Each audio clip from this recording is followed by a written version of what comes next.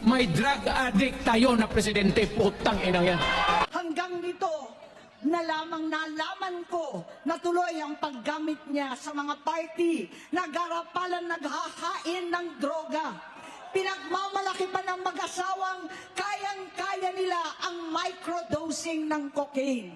Hati-hatiin daw para 4 na beses sa isang araw. Hindi mabibisto. Ang pampapadoktor, pinalabas nila ang pag-stem cell. Nagpapalit daw ng dugo, nagpapa-blood transfusion.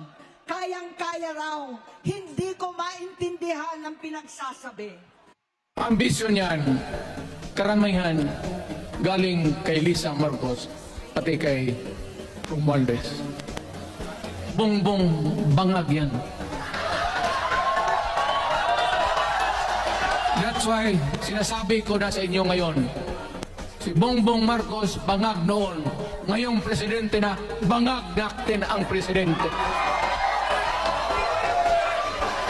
Kayong mga military, alam niyo yan? Lalo na yung nasa Malacanang. Alam niyo, the Armed Forces of the Philippines, alam niyo, may drug addict tayo na presidente, putang inang yan.